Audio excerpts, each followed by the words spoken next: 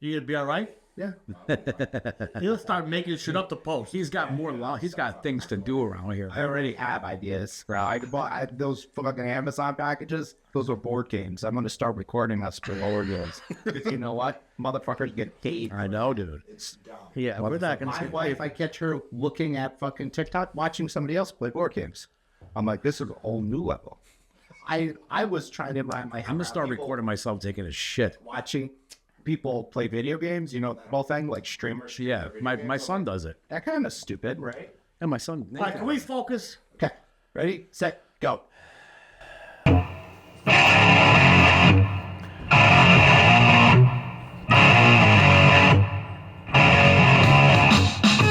All right, ladies and gentlemen, boys and girls, children of all ages, welcome to the Socially Unacceptable But Sober podcast. My name is Dino. I am an alcoholic.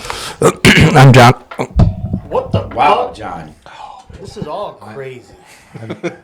It's not even working anymore. I'm Jonathan. I'm alcoholic. Can you hear me? I can hear you. Can you hear me through this? Yeah. Through this? Yeah. Who are there you? we go. I'm the other guy. He is the other guy. Oh, man. They Guys, don't know who the fuck I am by now. guys, today we have a special guest. It is Hell our yeah. friend Will. Will, say hello. Hello. Will. Will. It's also Will's birthday today. Hell yeah, happy birthday, Will. Happy Hey, how old are you? birthday. I am 40. Damn, son. I miss 40. No, not really. You missed That was a 40, long bro? time I was pretty down and out at 40 still. Anyway, I was doing a bit.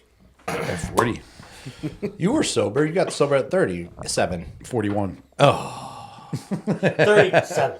37, 41. I got sober at 37. All right, guys, don't forget to like, subscribe, share. Forget it. Forget all that stuff. Don't even do it. Comments, sobriety dates. If you need help, let us know. How's everybody doing? Email us for merch. subspodcast1@gmail.com. Email Am I us. reading these fucking comments? Yeah, my Yeah, you're going to read some comments. Matt's going to read our comments. Then we're going to go right into Are we ready for that right now? right now. William. We're ready, but Well, I was not. you're freelancing over Wasn't there. prepared for this. I wasn't fucking. You're off the reservation. I wasn't. We're going on the trip. That's racist. Again with that. Piece of shit. Okay. Number 40, right? 40 right. 40, right? 40 to the face, son. Yeah, 40 episodes. Let's give a round of applause for that, huh? 40 episodes in the books. great. Yeah, look at. This is as many people watch our show and like it. Those are all the people clapping. Yeah. That's like clapping if you got one fucking hand. Hey. Thank you. Okay, Thanks, Roy. we got Mr. Colin James, James. 1922. Who is that? James. James. Oh, okay. Yeah. James. Tall James. Yeah, it's all James. Got a lot of James running around. Great job, guys. My belief is people pleasing is another character defect. Absolutely. Doesn't really sound all that bad, does it? It just means we're nice to people, right? Not quite. It means we're dishonest and manipulative. Yeah. We lie about our feelings, our beliefs, and our needs, trying to soothe others into compliance with our wishes. Thank God for sponsorship and step work and a strong network of men. Look at James sounding sober and shit. Yeah, bro, my man's doing his thing, bro. I respect He's doing that. his thing. Last week our topic was people pleasing. Okay. You know how we used to do that back in the Oh, days, yeah. man. Just to get out of the heat or get what we wanted, or because we wanted people to like us and all that crazy crap. And that is a character defect. What the hell was that? Barking spiders. Well, who else? I think we had one more, right? Alyssa. Yeah. Alyssa, love the video. Dude drops real truth, and I love your commentary on it. There's definitely a difference between being giving and being used because you're giving. Sometimes you got to wake up and realize that there's only so long that you could put someone else first and watch them put themselves first before you wonder who's going to put you first. Oh. She's smart, this girl. Super is. smart. She's a He teacher. was very smart. But you didn't know what a Jewish Christmas hat was. Well, that's Hey, don't ruin the surprise. that's common knowledge. Yeah. Gotta put your own oxygen mask on before you could put it on another people. Before you can put it on other people. That's right. P.S. and fuck you for this. Let's get some holiday lights. She wants to single me out. And a little Jewish Santa hat for Matt on the next episode. Got the holiday lights going, bro. Fucking, this is supposed to be my girl. Yeah, my yeah. friend. Holiday This is lights. how you do it? My friend. Hava Nagila. And then this asshole responds, I'm so down for the holiday lights. Yeah, these little twinkles, that's it. Twinkle, twinkle. And I believe that the hat you're looking for is called a yarmulke, spelled wrong on purpose. It's too hard to research. Guys, thank you so much for your comments. Again, don't forget to like, subscribe, Roy share, follow. didn't even comment. Roy is MIA, man. Bro, I thought we What's had up more with comments than that. You sure about that? 100%. Bro, Bruh. Bruh. All right, so we're going to go right into it, man. Will's going to give us a little bit of his experience, strength, and hope. Before he goes on with that, I just want to thank you so much for taking the time to come here. That means a lot to us. Hell yeah. You're somebody that I've been keeping my eye on for a little while, and the growth in you has been astronomical. Hey, Will, been keeping an eye on it. Oh yeah, man. Oh yeah. Like I know that. It says there's I remember when I came but in there's only 2 in your comment. last time. I was like Cut their own shit off. just doing what I was supposed to be doing, right? And I had no idea people were watching me that close. Yeah. I really didn't. And then later on, people are like, "Yo, you're doing a good job." I'm like, "Yeah, I don't know." So yeah, dude, you're doing a good job, man. Your shares are amazing. Your recovery is great. So tell us a little bit about you. Me. A little bit of experience, a little bit of strength, a little bit of hope, man. And we're gonna interrupt you. I'm Definitely sure. going to interrupt you. I talked to Manny about that. Yeah. Yeah, well, first, thanks for having me on here. Absolutely. It means a lot for me to be here with you guys. You My guys- idea, just so you know. I appreciate I'm taking that. all the credit for that. Group idea, bro. No, fuck you. Fuck What I you. say. After his story, Sunday, what I say instantly. He said we got to You get said him it in. I said first. absolutely. Will's You did next. say it first. Will, That's it. Will, don't pay any attention to these guys. Go ahead. No, I was just gonna say, I look up to you guys, and really, what I contribute a lot of my growth is, changing up my meetings from Meriden coming into Waterbury. Oh, yeah. Do you Just look up like to these guys? what's that? Do you look up to these I guys? knew that. I knew it. I was waiting. As soon as he said that, I said, okay. Tick, tick, tick, tick. I knew this asshole had something to say It about shocks me when people say it too. Dude. I know. Who's 5'4"? We must have something good, man. I think it's just like it's 'cause we you're relate to short. each other. We're that. Dumb fuck. Oh, that was a short joke. Well, hey, that went right over my head. Wow. Sorry, Will. no, you're good. Yeah, so my experience, I struggled with my identity for pretty much my entire life. I'm diagnosed bipolar. I have depression, severe anxiety. I just never felt like I belonged with anybody. I never felt like I fit in. I never felt like anything I did was ever good enough for anybody. So I carried that with me a lot. I remember the first time I got drunk. I was trying to do somersaults down the stairs and landing on my feet. Downstairs. Down the stairs, yeah. And I ended up throwing up. I blacked out. I was a disaster. I went to school that following Monday or whatever it was, and all anybody was talking to me about was doing that stuff, doing somersaults and how fun you were, how funny you were, and I kind of felt like I belonged. And I always say I played football, hockey, lacrosse, so I was a jock, so I had that side of things, but I felt more comfortable at the green skateboard and listening to heavy metal and punk rock and so that side of things. And the friends I would skateboard with, they wouldn't understand why I'd leave to go to practice to go play football or lacrosse or whatever. Right. My friends that I played football with, they're like, why the hell are you going to hang out with those kids? So it was I don't know if I was a chameleon. I don't know if I was just lost in between, but I just never had a good grasp of who I was as a person. So when I started drinking, I just felt like people I don't know. I don't know how to explain it. It just felt right. And even my first time being blacked out, hungover, waking up feeling like shit, I couldn't wait to do it again, especially after I went to school. That was a Saturday. Yeah. Got the notoriety. Exactly. Yeah. And then It'll keep us going for years. yeah, and it's it obviously goes back to the ego and all that stuff. So I always struggle with that, and college is an absolute shit show for me. I went through so much stuff. My uncle passed away. My parents went through a divorce. I was out on my own. The school I went to was known for a party school. It was like 80-something, over 80% females. The lacrosse team we were on was the only team that really won and did anything. We had a house off campus.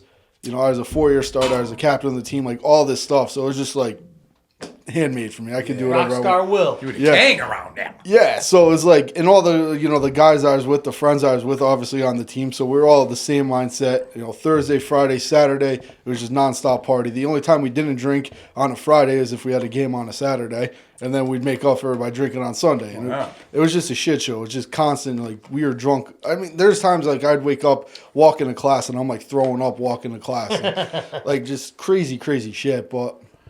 around that same time, my mom took over at a bar in my hometown, and it was just like a local blue-collar, bar. So I would just show up there and hang out. I'd eat dinner, and then it progressed, like have a couple beers, have a couple shots, do this, do that.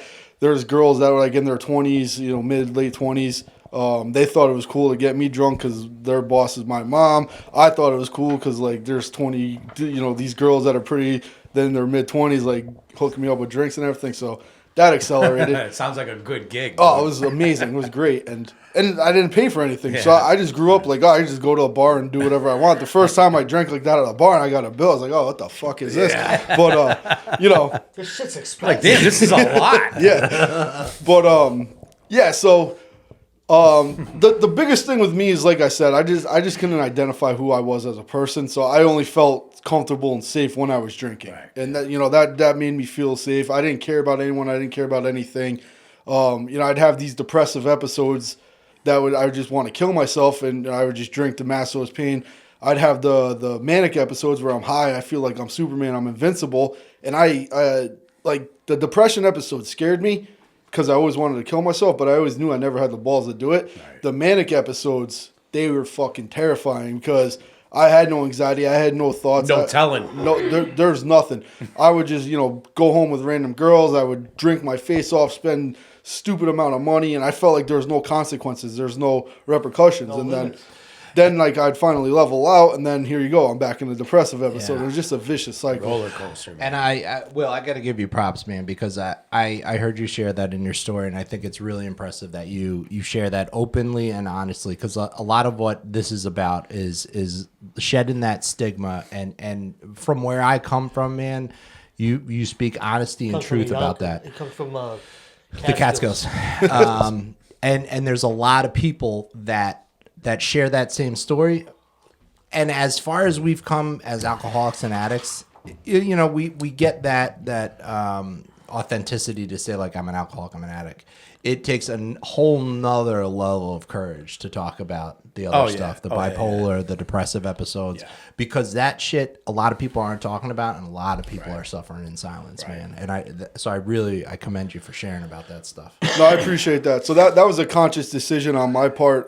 I actually talk about this stuff with my lacrosse team. So I coach a bunch of college kids, and I remember in college, like, I just felt hopeless. Like, I would sit in my room drunk and just, like, crying to myself, like, I don't know what to do. I don't know where to go. Like, hating life, miserable, like, just putting on this front, just putting on all this stuff. And I was always afraid, like, I couldn't show weakness. Yeah. And, like, growing up at home, like, my dad's a cop. He was in the Army. All the people around me, like, you grow up playing physical sports, like, you just don't show weakness. You're mentally and physically tough. Yeah. You feel something, you drink some concrete, you suck it up, and you move on. So, like, I was just stuck in my head for so many years, just stuck in my feelings, and, like, I didn't know how to express myself. I didn't know, like, and I was afraid to talk about it, because I was like, oh, if I say this, well, then you're a pussy. Like, you're just sad. Suck it up. Be fine. Yeah. So, that was, like, I hated how I felt. Like, I was a prisoner in my own mind in that regard. And I just didn't want to fucking feel that way anymore. So I've made a conscious decision that I'm going to talk about that. As uncomfortable as it is, as much as I don't like speaking about it, I've made the decision that I need to do it. Because if one person can be like, hey, you know what, it's all right for me to talk about this shit. I don't have to live with this shit by myself. Then it feels right. And like, the first time I did it, I said it to my team, like, I was fucking petrified. Like, I was shaking. I was stumbling over my words. I had tears in my eyes. And the amount of guys that, like, came up to me afterwards and just hugged me, and they're like, thank you for that. Thank you for that. Like, it made it all worth it. So now, like, our first meeting every year, in the fall, the head coach was like, "Hey, I want you to talk about this." And, Yeah. and now it's just like a conscious thing that we talk about. Because it's so everywhere. Yeah. It's everywhere. And a lot of men especially get brought up like that. Yeah. Tough, and we don't surrender, and you don't cry, and Right. men are tough. And Right. So when you are in that situation, you're like, fuck, I'm not supposed to I can't feel talk like to this. anybody about Yeah. I can't talk about this shit. So Yeah. that's very important. That's very big of you to do that to your team, for your team. Yeah. Teammates. And For yourself. Yeah. for yourself, but also like Will, like you said, man, the amount of people that'll identify with that, and I just identified now. I mean, I got a Vietnam veteran, that lives with me, my father, and it was the same shit, man. He could get through Vietnam, and I can't even handle my emotions. And Right. I got a pretty decent life. Like, this is crazy, Right. Yeah, and that's like, my grandfather, who I was named after, he was in World War II. He's in Normandy. Yep. He's got multiple Purple Hearts. He's on Yep. a fucking wall over in Berlin for like all the accomplishments he had. Like that's my grandfather. That's who I'm named after. My uncle, he was also, Army Ranger. My dad was an Army Ranger. So it's like those are the three most influential people that I've ever known really in my life. And Yep. I never met my grandfather, but like the way my dad talked about him, the way my uncle talked about him, it's like I felt like they've always made it known like I'm named after him. So I always felt like I had this legacy to uphold. And Yeah. like if this fucking dude's killing dudes over in, Normandy, storming the beaches, and he's got Purple Hearts, he's got all this shit, like how the fuck am I going to sit here and say, oh, I'm sad, or like something like that. So it's like, Yeah. the whole mindset. And but yeah, I don't know what switched. I don't know why it switched, but I started going to a therapist. So I started jumping ahead. I was off and on with a therapist, and I tried a few of them. I hated them. I didn't work. The one I currently have now, I've been with off and on for like 2016, 18, something like that.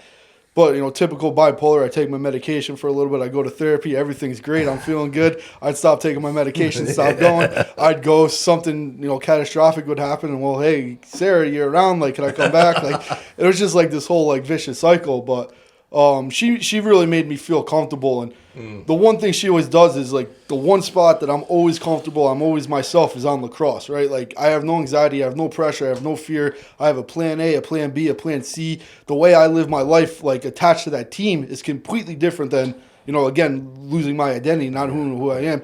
There's shit I say on the team that I don't practice those principles in my own life. So I'm like a fucking huge hypocrite for that. So the big shift with me is like, how do we take the lacrosse will and put that into, real life will?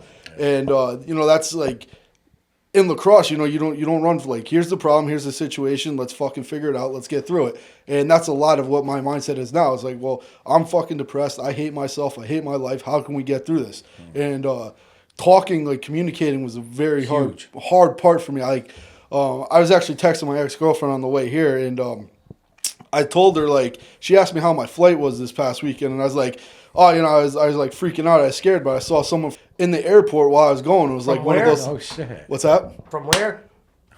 Oh, From the rooms? from the fellowship in the airport. That so it was kind of like, It's hard, right? yeah. But I made the joke to her, and like the one thing is, she's like, you need to communicate, you need to talk to me, and I was like, fuck you, like I don't know what you're talking about. But I said to her in the text, I was like, yeah, this crazy thing, like if you have these feelings and emotions, you could like talk to somebody about them, like like they'll listen to you and they'll help you through, and you don't have to carry that shit around anymore. I was like, I think it's called communication or something. And she's like, holy shit, I think the world's gonna fucking end right now. But Is it frozen outside? Yeah. But like that was a huge thing for me, and it's like anything. Once you do it once, you're like, all right, now I can do it. Now you just do it over and over and over again. I don't even think about it anymore. It's like it's part of who I am, and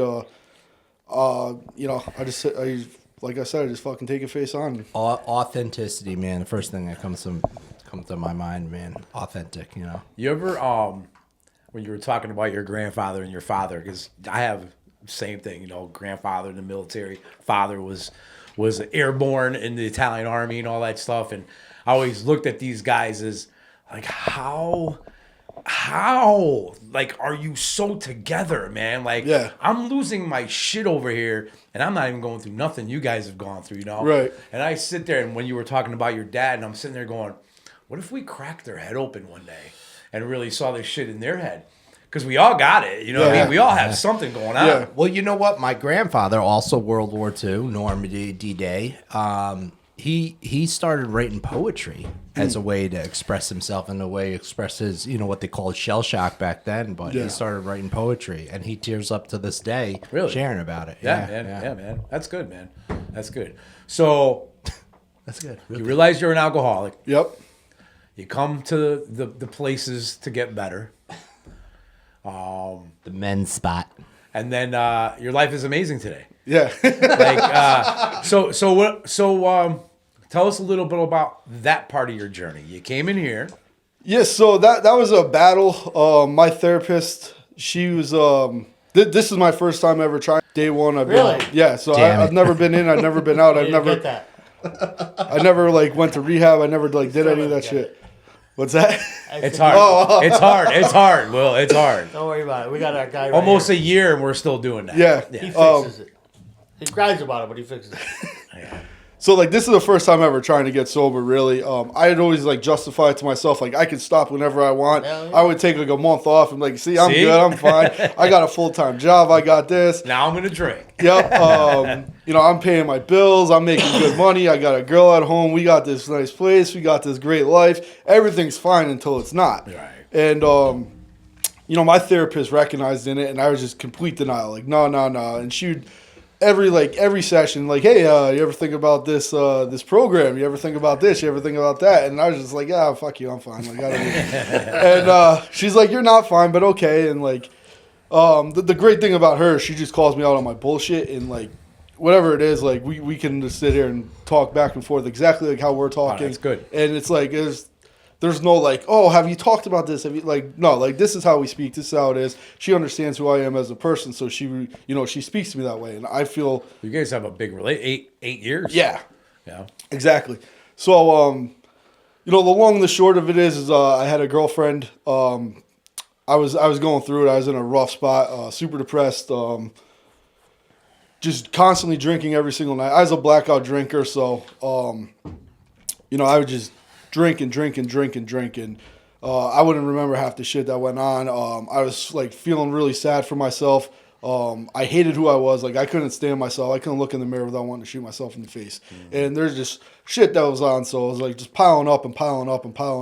My bipolar was all over the place. My depression was all over the place. My anxiety was out of control. And all I knew how to do was drink. So I'm blacking out, 5, 6, 7 times a week, driving up to Manchester from Meriden, blacking out, driving home.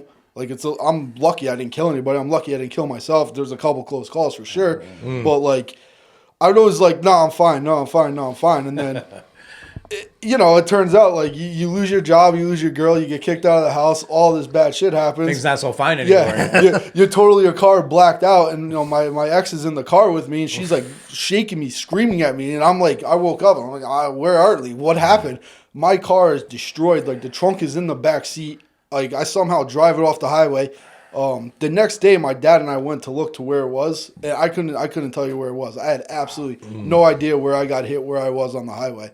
But this is like 2:30 in the morning, and that wasn't enough to get me to stop. Like my girl was in the car, like she literally could have died. I could have died. I have no idea who hit me, what happened to them. Like they could be in the woods off to the side of 91 and be dead, and no one would ever see them. Like it's terrifying, but that even like that was like the realization, like, hey, maybe there is an issue here. So I tried to like cut back on my drinking, and obviously that only worked for so long. Yeah. And then everything happened. I hit rock bottom. Like I said, I lost my girl, lost the house, lost the car, lost the job. Like I had nothing, I had nobody, and I didn't know what to do. So like I'm by myself. I'm at my wit's end basically.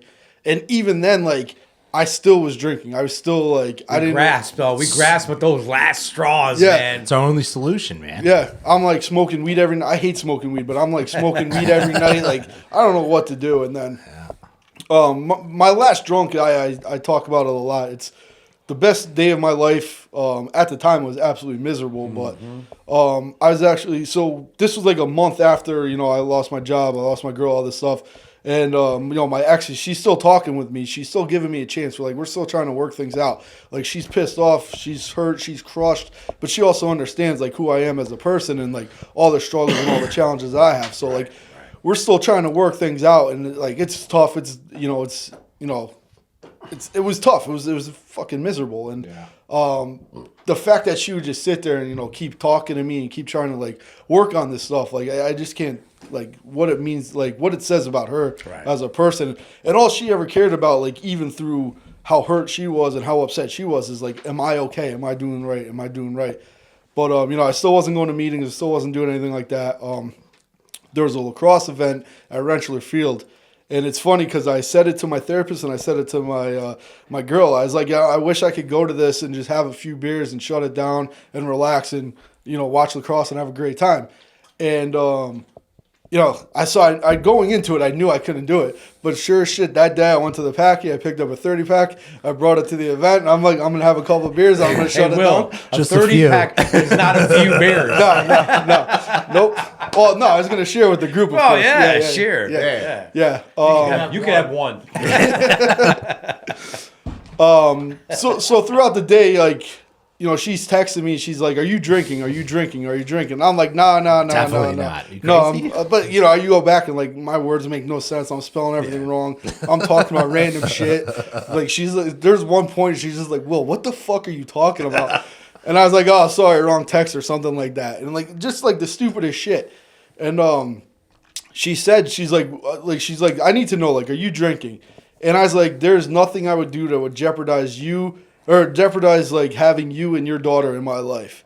And the second I said that, like, my entire world just changed. Yeah. So I lied about everything. I lied about anything. Anything that was best for the preservation of Will is what I did. Whatever would be best for me, I didn't give a fuck about you, your feelings, your thoughts. Whatever would be best for me to get out on that end.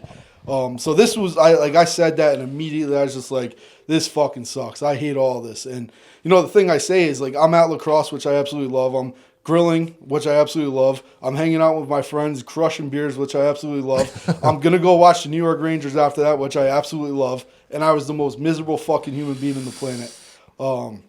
The solution stops working. Yeah. Works against you. Yeah. Damn it. It's like, this is not working anymore. Like, I could drink all these beers and I feel worse and worse and worse. Yeah.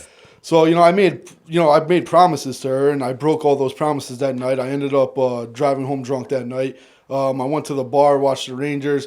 You know, I threw a fucking beer mug across the bar because the Rangers lost or something. Like, just crazy shit. And, like, you know, I'm still like, no, I'm not drinking. No, I'm not drinking. I'm like, carrying on the lie. Gotta die with the lie. Yeah. Gotta, baby. Then the next day, she's like, hey, come over to my mom's. Like, we'll hang out. We used to play this card game. And so she's acting like everything's fine. And I just had this pit in my fucking stomach. And I sat down and she's like, so were you drinking last night? And, like, I can't explain it, but it was just like this huge weight was off my shoulders, and I was like, yeah, I was fucked up. I was hammered. She's like, I hate you. I don't want to see you. She didn't say it, but she was like fucking pissed off, and rightfully so, right? Like, I make all these promises. She's giving me a chance after I ruin our entire life. Our whole future is fucking ruined. She's still giving me a chance, and now here I am again lying and breaking these promises to her. That's what we do, man. Yeah. So, you know, once I was able to be like, yeah, I was drinking, like, that's what happened. Like, I just felt like this sense of relief. But I was also just, like, miserable. I was like, you know, like, who the fuck am I? Like, what kind of a piece of shit am I that this is who I am, this is what I do. So, you know, that was on a Sunday.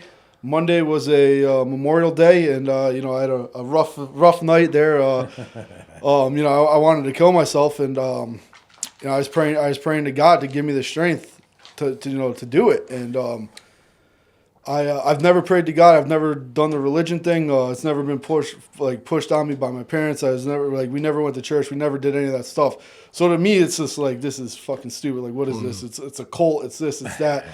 But you know, so this is the first time I've ever sat down, and I'm like, I'm praying, like, give me the strength so I can fucking do this, because I don't have the balls to do it on my own. And you know, that obviously didn't work. So the next day, I was like, I'm gonna go check out this meeting thing and see what this is all about. And you know, my first meeting was wild. I was standing outside the door, and I was crying. I was like 50-50. I'm like about to leave and go grab a bottle of Rumpelmans. And Stumpelmans. Yeah, exactly. And my first sponsor, he ends up walking out, and he's like, hey, man, what's up? Is this your first time? And, like, I couldn't even get the words out. And he said to me, he's like, you know, you're here for a reason, man. Like, just come in and check this out. And I looked at him. I was like, you took the time to research it. You took the time to find this place. You got in your car. You drove here. You did all these things. You're here. Why don't you just come in and sit down?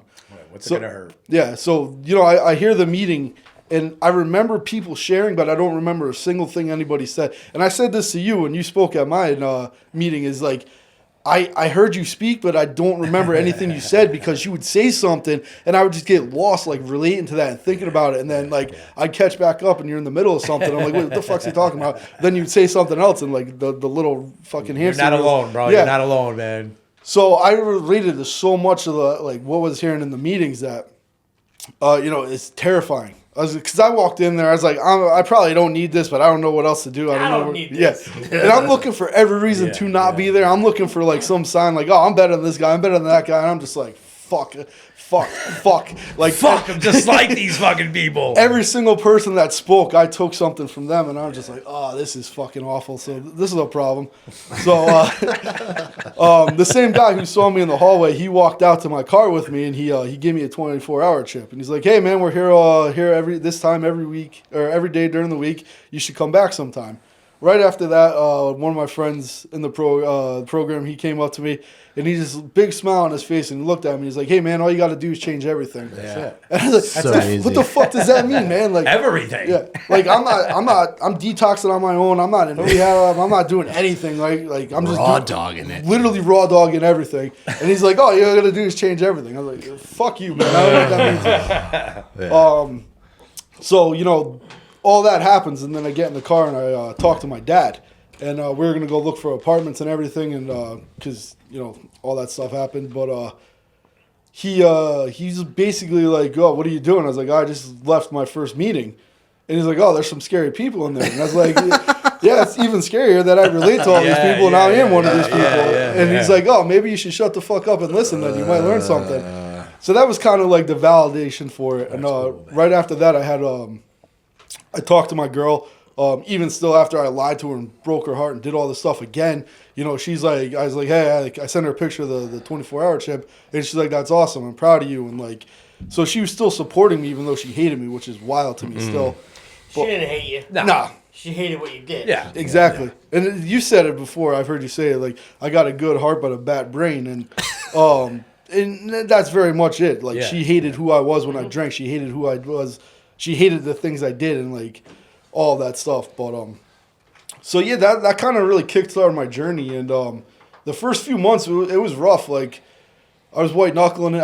I really had no idea what to do, where to go. I didn't really know you could use the app to like find these meetings and everything. So I thought it was like Monday through Friday, 9 to 9:50. And like, so there's like place. it's like Friday, Saturday night, and I'm just like sitting in my room like fucking antsy. I hate myself. I don't want to be around myself. I can't be in my own thoughts. I have no one to talk to. I have nowhere to go. So finally I figured out like you can go to meetings at night and Yeah, they're like all over. yeah, Like all the time. it's pretty Can't cool. get away from them, man. So yeah, that kind of really accelerated it.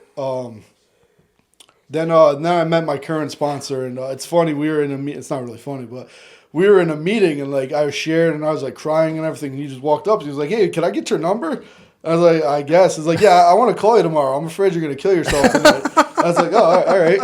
So my first sponsor, like he had some family stuff going on. He stopped going to meetings. We kind of drifted apart. So I was absolutely. And I was still in like, I can't show weakness. I can't reach out for help. So I wasn't calling anyone. I wasn't reaching out. Dude, what a freaking God moment that was. Yeah. Oh yeah, you talk about those a lot. Yeah, we'll get to that. But now my new sponsor, like he started like, come to meetings, let's hang out, let's talk. And he wasn't my sponsor until like fairly recently, probably about a year ago. But I asked him one time, he raised his hand for a temporary sponsor. I was like, hey, like what's that mean? Like what's that go about? I started the steps with my old sponsor and like never really finished it, got to step 4, and like it was easy to talk about, all my resentments towards you, but like my part in it was kind of tough. Yeah, we don't want to talk about that. Yeah, it took a little bit of time, but it all worked out that he became my sponsor, and he's very religious. He has the higher power and all that stuff. So he kept putting in my head like God moments, God moment, God moment. And at first I was like, shut the fuck up, like you're just making this stuff up. It doesn't make sense. And then I had my first spiritual awakening, and I think I talked about it when I spoke. But like I'm at a lacrosse field. There's all these fields lined up. It's on the polo ground, so there's horses and there's cows. There's a rainbow, the Blue Angels. I'm coaching lacrosse. The kids Blue are, Angels, man. Yeah, that's sick. That is awesome. they're man. flying across, like doing all the loops and shit. And I was just like, wow, this is awesome. And like Yeah. the kids, I usually coach high school kids for my travel team. I was coaching like 7th and 8th graders. So these kids are like just loving life, laughing, joking, having a great time. And like I just started crying because like usually I'm fucking miserable. At that point I'm hungover, sleeping in my car. I don't want to be in the 100-degree heat, sweating my dick off, hungover and miserable. Fuck the Blue Angels. Yeah, exactly. Like, oh, there's a cow. Fuck that thing. Like, Yeah, whatever. there's a Like, blue moon to put me to sleep. yeah, right, exactly. So, like, it just all kind of started clicking. I was like, oh, that's cool. Oh, that's cool. That's cool. And it was like this moment where I was like, wow, I'm like fucking happy, man. Like, I don't hate my life. Crazy. And I just started crying in the middle of the field. Like, the game's going on. And the kids are like, yo, like, what's wrong with you, dude? I was like, I got something in my eyes. Fine, don't worry about it. So I started screaming, whatever. But I immediately went and, called my ex and told her about it. And then I didn't have a therapy appointment. That was a Saturday until Wednesday. And, in therapy, I was talking to her about it. So this is a Wednesday right afterwards, and I'm still crying about it. And I was like, dude, this is like powerful shit, man. This is awesome. When you feel that, man, Yeah. and you No know where it's mistaking coming it. from, it's overwhelming. Yeah. There's Yeah. a dude who made a whole book on that through Sober Lens or something like that. He's a photographer and he got sober, man. He sees the whole world differently. Made a whole book on it. Yeah, and it's like the promise is your whole attitude and outlook upon life will change. And it's like, it slowly like starts kicking and like going through. And, and I would look at it and if I saw a rainbow, I'd be like, that's stupid. Like, why does everyone care about that? I was like, oh, that's pretty cool, man. And like, all this lacrosse is going on. It's like, I'm like, everything is like win, win, win, win, like murder, death, kill, fuck everybody. We're going to do whatever it takes. And it's like, these kids are laughing and like having fun and like we're scoring goals. Like everyone's like, the kids are getting along. Like 7th and 8th grade, there's like cliques, there's punks, there's like all these, like everyone's getting along. Everyone's having a great summer. And it's like this is awesome, man. Like I'm doing what I love and I'm happy. Like, so, that realization. And then, kind of once that happened, again, then you know how it is. Like it's, life punches you in the mouth every once in a while and you got to deal with it. But like once you're able to find the gratitude, it's hard to go back. And, I didn't really realize the gratitude part of all this. Like I'd always hear that word. I never understood what that meant. And really like, what am I like? I'm grateful for what? Like I'm like, whatever, it's stupid. But then like, you're like, oh, that's really cool. Like, I'm glad I got to experience that. And you're like, oh, glad. Okay, you kind of put it all together. Going through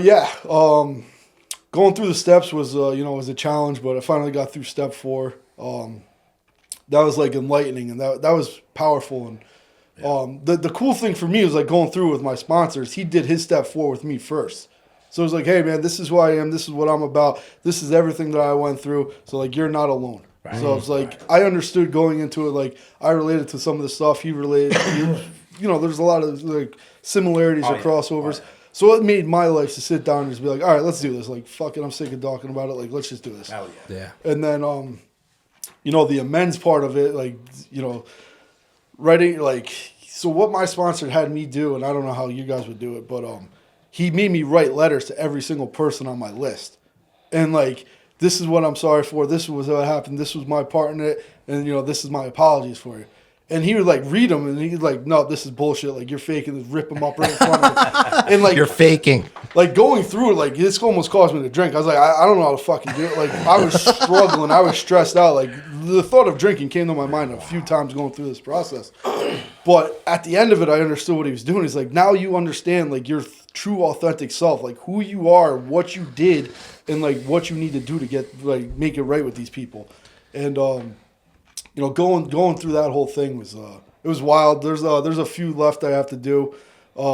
There's a few that we had to do the living amends from, and that's an interesting one because my ex when she was kicking me out of the house, I apologized to her and she's like, hey, the best apologies change behavior. Yeah, that's right. And that's always bounced around my head and I never understood that. Now I'm talking about how I'm going to make a living amends to her. She had me blocked and everything. Like she wanted me nothing to do with me, which totally understandable. And so I'm like, how do I make a living amends? And my sponsor was like, well, you need to live your life in a manner which would make her proud. Best apologies, change behavior. So it's like, it kind of like all started clicking there and, kind of going around. And I told the story briefly when I spoke last last Sunday. Yeah. That day was her daughter's birthday. Right. Yeah. So it's like that was kind of like the full circle moment for me. And when I was texting with her that day, like, hey, tell your daughter happy birthday, all that, whatever the stuff, like that's when it all kind of clicked to me. I was like, wow, like it's another God moment, right? But They don't stop, bro. no, it's crazy. But you know, you say it all the time, like you can imagine like having a life like this, and it's What a life, huh? it's insane, really. And Who would have thought, dude? Who would have thought? right. And No, you know, my not favorite me, thing is when like new people come into the rooms and they're like, "Oh, I just want to fix my alcoholism," and I just laugh because like that's what I thought too. And it's like, no, like you could cut back some some layers here, and we're gonna figure out who you really are. And it's like, oh, I'm a selfish, self-seeking individual. I'm this, I'm that. And then, you know, you're able to break it down. And all it comes down to is I was a sad, scared, insecure little fucking boy who put up a front you know, and didn't have the strength to do anything about it. It's crazy that, and I've been this guy who comes in and thinks just because I put the substance down, everything should be smooth sailing from here on out. And then wonder why I cannot sit in my own skin and wonder why I want to murder and kill myself and I hate and just constantly irritable, discontent all the time. Yeah. So yeah, I get a little chuckle out of when people think, yeah, I stopped drinking and drugging, everything's great now. Yeah. I got my family back, got my job back. I'm like, man, this is gonna suck when it hits him. Yeah. When it finally hits him, that man, I am not happy still. You know. Yeah, and I was going through that with my my ex, and it's like she's like, we're talking and everything, and I'm like, I'm in this program, I'm doing this step. Like, what are you mad about, right? And like, just because I'm doing this, and I'm like, for 1 month, I'm a fucking decent human being. Like that should take care of all this other shit that I cause. I'm better now, guys. Yeah, I'm doing what I'm supposed to do. Where's my cake? Yeah, Where's exactly. my parade? And it's like, well, it doesn't work that way. And again, going back to my therapist, she's like, well, yeah, it doesn't fucking work that way, dude. Like, what Big do you- Eddie says all the time, I'm only doing what I'm supposed to be doing. Yeah. I'm only doing what I should have been doing my whole entire life. You Exactly. know what I mean? But we always expect a little something from Yeah. it, you know what I mean? It is And it's what like it is. you're like holding the door, like, oh fuck you. Yeah. Like, how do you not say? How do you thank not you? say thank you? Yeah, it's like Hold your own door next time. yeah, but You it's ever- like, oh, that's just like a normal thing a human being would do. Like, being a nice Yeah. person, good person, man. Ever use the excuse? Well, at least I'm not smoking crack. At least I'm not smoking crack. Yeah. yeah. Just validate all I that didn't shit. drink over it. I didn't drink though. didn't drink though. Dude, you have a very powerful message, Why Will. is everything so fucking loud tonight? Will's just got a hell of a voice, man. Well, he is too. No. You have a very powerful message. Your recovery is strong as hell. I love listening to you. I said this the other day. I'm looking forward to more of your journey because I've experienced some things what you're experiencing. It's like the biggest high to watch somebody come in here and get those Yeah. and I'm like, oh, they're getting it, man. Oh my God. Like this is like my favorite thing to see. Yeah. So I really appreciate you being in my life and being part of my network. And we've gotten into the texting every morning thing, man. I love that. I love our text. I love the text every morning. It's just it's so simple, but it's just such a powerful way to start the day. It's very powerful. It's very simple. And so is the rest of the day. Yeah. As long as we do what we're supposed to do, the rest of the day will work out the way it's supposed to work out. Right. As long as I don't pick up a drink or a drug over it and I try to do the best I can, everything's going to be fine. Right. You know what I mean? And you're right. Life does come and throws you an uppercut here and there or a roundhouse. You take it and you're like, okay, how do I heal from this kick? So, so anyway, that was very powerful, Will. Again, thank you very much for taking the time to come and sharing that experience, strength, and hope with us. I know there's going to be a lot of people that get a lot out of that. We're going to move on to the next segment of our show. Already? Which is called, Really? yeah. No. Yeah? Yeah. Yeah. What the fuck you mean, really? It was 7:10 when we started. No shit. Yeah, we're over. We're Should already have over. been fucking. Anyway, Yeah, guys, you don't motherfuckers eating cake upstairs. don't forget to like, subscribe, share, follow, all that stuff. Sobriety dates. If you need help, let us know. We got guys, merchandise. Let us know. We got hoodies. And we're gonna move into the next segment, which is this one time, bro, which is one of us goes back into time or into sobriety and talk about something that happened to us in either our drinking and drugging days or our recovering days. But because we have a guest tonight, we have a 2 one time, bro. So tonight is going to be one on Will and one on Matt. So we're gonna let Matt go first, so Will could think of, unless you got one already. I have no idea. All right, think about it. Think about it. So tonight is going to be Matt, and then right after Matt is going to be Will. Will. Will. To check them all.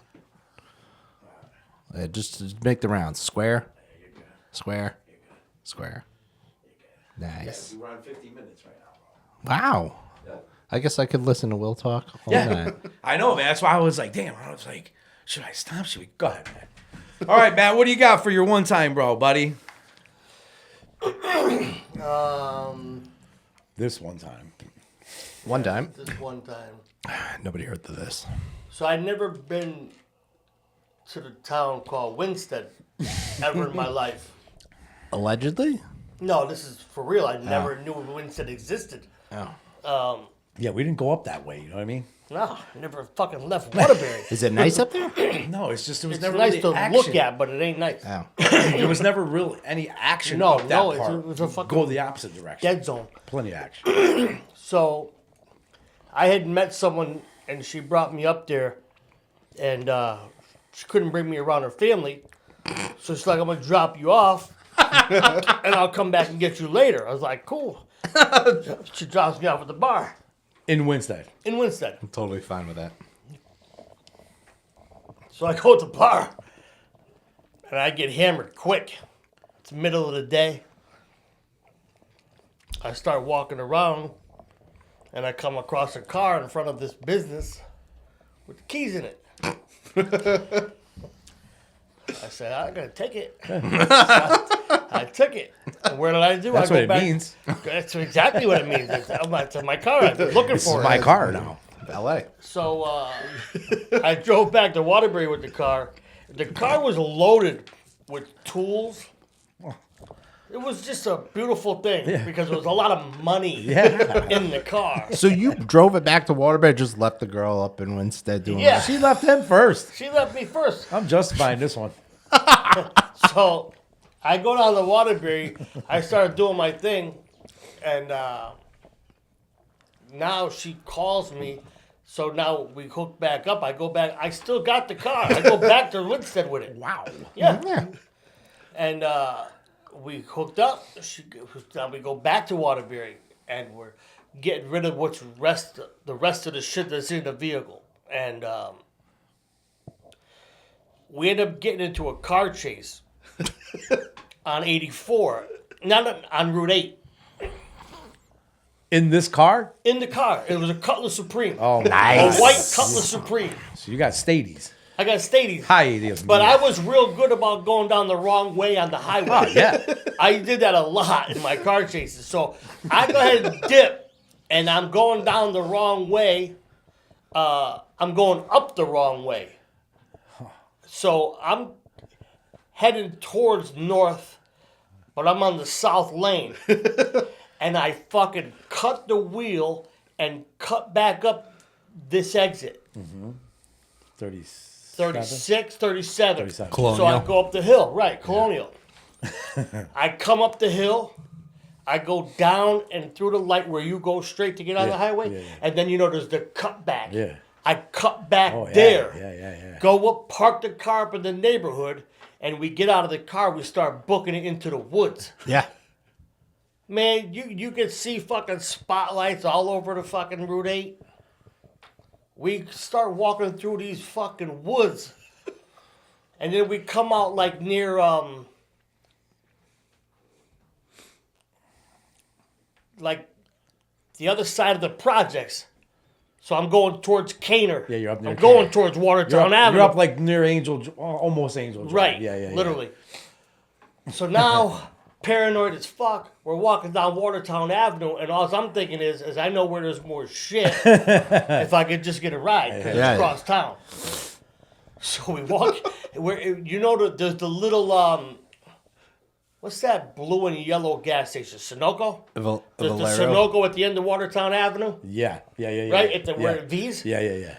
And there's this Spanish dude there. I got fucking trees and cuts and looking like a fucking. I just crawled out of the woods. Yeah.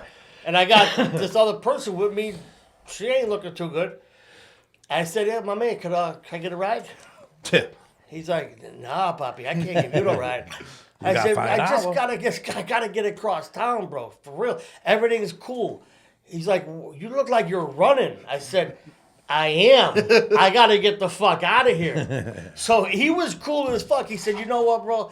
I gotta pat you down and I'm gonna let you in the car. Wow. He fucking gave me the pat down. He let us in the car. He brought us across town, and then I had to go. So what's behind Stop and Shop? There's that little mini mart right there. Yeah. I had to get a On ride. North Main. Yeah. Yeah. So I had to get a ride over there, and then my man was up in that neighborhood. Dan Parker Drive, man. Up the hill, down the hill. Yeah. And so we made it back there, and we finished the night out. Nice. So hell of a car chase. Didn't end in the clink. Didn't end in no clink for no stolen car. Nice. No car chase. No horribly reckless driving. Yeah. It was a good night. Yeah. good, man. And the guy probably got his car back too, right? You left it. Yeah. Left the Fucking win-win, man. Empty, but not damaged. Yeah. It was a win-win for I never everybody. understood why people would do that. Like, leave your keys, your tools. So dumb. Like, what are you Bro, doing? to this day, I'll be driving with my wife. We'll go to the store. I'll be like, look at my car right there. She's like, what are you talking about, you idiot? I said, the keys are in it. Yeah. This would have been my car back in the day. I went to go get an oil change the other day, and the guy takes it down. He's like, "Yeah, I noticed you got a bat in your car over there." I'm like, "Yeah, man, there's some crazy people out of here." Want to know how I know? Because I used to be one. So I know I'm not alone. There's people just like me out there. You damn straight I got a fucking bat in my car. Are you out of your mind? Dude, But yeah. I don't even leave a pack of cigarettes in my car. I lock that shit and all that shit. Yeah. There's plenty of us out there, man. There's people who took our place the day we stopped. I see you're making me want to think about changing the door up there on the back porch. No. It's a window door. Don't even talk about that. Yeah, I think I got to take that steel one. We got to do this after the show. Take that steel one off the Fucking hinges. electrify it. Unbelievable. That was a good one, man. At least you had a good night, man. Yeah, win. Win. That was Except a real for rough couple weeks, though. Yeah, especially for the guy with no tools now. But Yeah. whatever. He still had a car. You know what I mean? The funny part was, and this is to show you how racist the area was back in the day, and this is God's honest truth. They said a black dude stole the car. oh, Jesus. So they're looking for a There's black dude. no black dudes in Winston. No. And I'm 4 foot nothing, white as hell, covered in tattoos. Yeah. So that was ironic. Womp womp. That's funny.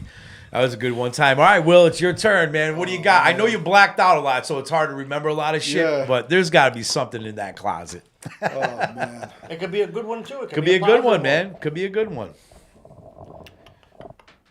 One time, bro. Na, na, na. So in college, there's an RA. She we kind of had a little agreement. She was the RA on Thursday, Friday night, so she would let me know when they were coming around, and I took one for the team. And not my proudest things, but Yeah, whatever. Hey, it's whatever, all, man. hey, it You is gotta what do it what you is, do. dude.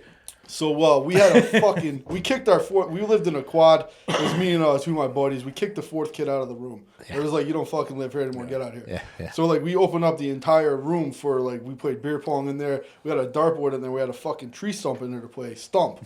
So basically, what you do is you tap a nail into the tree stump, and then you have to flip a hammer, catch the hammer, and hit somebody else's nail all in one motion.